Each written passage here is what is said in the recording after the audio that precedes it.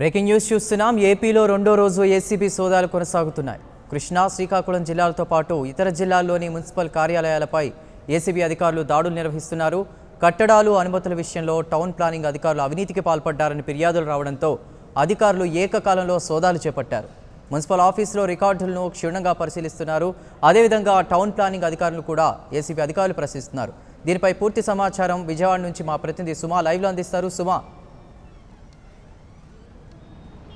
Okay Chandu, రాష్ట్ర వ్యాప్తంగా municipal corporation town planning విభాగంలో ఏసీబీ దాడులు ఏకకాలంలో నిర్వహిస్తున్నారు. తొలి రోజు అనంతరం ఈ రోజు రెండో రోజు అవడంతో కూడా ఏసీబీ దాడులు అయితే జరుగుతూనే ఉన్నాయి. ఇప్పటికే చూసుకుంటే గుంటూరు, విజయవాడ, అలా పొద్దుటూరు, విజయనగరం, నెల్లూరు, అలాగే పలు ప్రాంతాల్లో 13 జిల్లాలకు సంబంధించి 14 టీములుగా ఇప్పటికి 100 మంది పైగా ఏసీబీ అధికారులు అయితే దీన్ని పర్యవేక్షిస్తూ ఉన్నారు. ఇప్పటికే చూసుకుంటే కానీ విజయవాడ చూసుకుంటే 34,650 పైగా నగదైతే బయటపడినట్టుంది. అలాగే పెండింగ్ ఉన్న ఫైల్స్ కూడా చూసుకున్నట్టు ఉంది. ఇప్పుడు మొత్తానికి 13 జిల్లాలకు సంబంధించినట్టయితే 2,58,680 పైగా ఇప్పటికైతే ఫైల్ అయితే కానీ నగదైతే బయటపడ్డారు. ఇప్పటికే అనాధికారంగా కట్టిన కట్టడాలు కూడా వాళ్ళు పర్యవేక్షిస్తున్నారు. ఇప్పటికే చూసుకుంటే కానీ రాష్ట్ర వ్యాప్తంగా కూడా ఏసీపీ దాడుల పైన కూడా పర్యవేక్షిస్తూ కూడా అధికారులు అయితే ఆంజనేయులు ఏసీపీ ఇన్స్పెక్టర్ కూడా అతనైతే చెప్పిన పరిస్థితి కనిపిస్తుంది. ఇప్పటికే అనాధికారికంగా ఎన్నో కట్టడాలు అయితే కట్టారు. ఇప్పటికి ఉన్న pending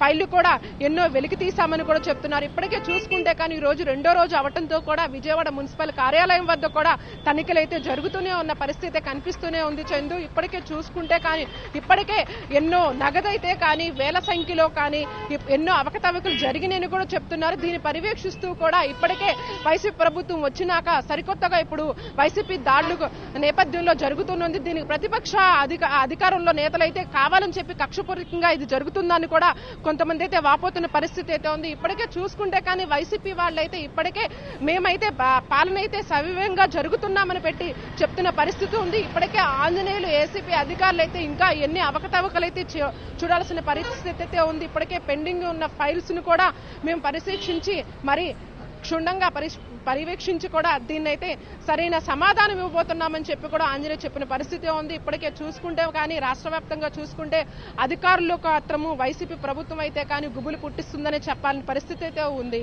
Chandu. Right Suma, thank you so much.